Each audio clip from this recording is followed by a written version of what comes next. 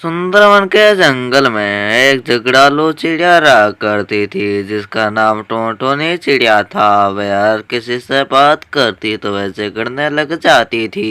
एक दिन टोनटोनी चिड़िया अपने घोंसले के बाहर बैठी हुई थी। वह बहुत देर बैठी थी तब सुंदरी कवि उसके पास आती और कहती है, टुनटुनी, मैं तुमको कई देर से देख रही हूँ। आज तुम घोंसले के बाहर क्यों बैठी हो? कोई काम वाम नहीं है क्या?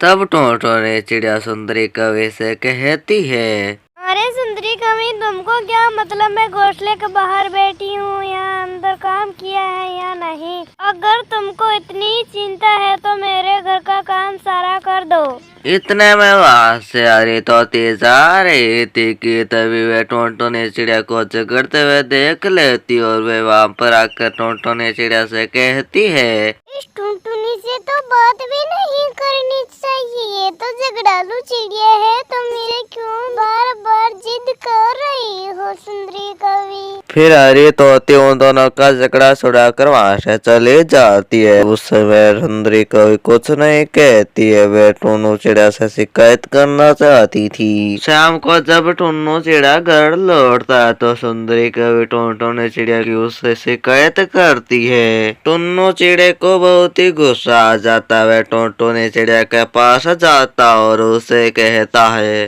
अरे टोनटोनी चिड़िया, तुम पड़ोसी पक्षियों से क्यों झगड़ा करती हो? तुम इस घोंसले में अकेले रहती हो तो तुमसे कौन बातें करेगा? तुम अकेले रहोगी फिर। हाँ, सब लोग मुझको झगड़ालू कहते हैं, तुम भी मुझको झगड़ालू कह दो।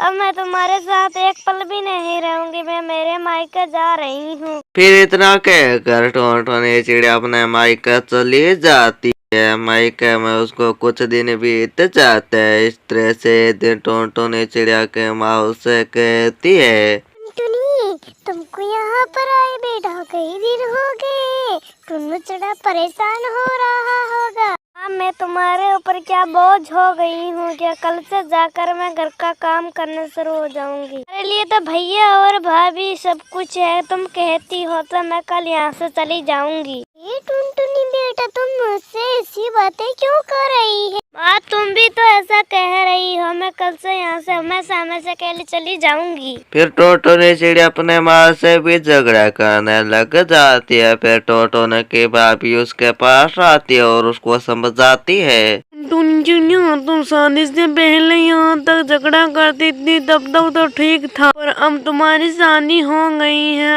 अब तुम हमसे झगड़ा मत कर, तुम कम अपने घर से भागती रहेंगी। अगर टुन्नू चिड़िया ने दूसरी शादी कर ली तो पछताती रह जाएंगे। अब तक तो कुछ नहीं बिगड़ा, तुम अपने साथ से चली जा।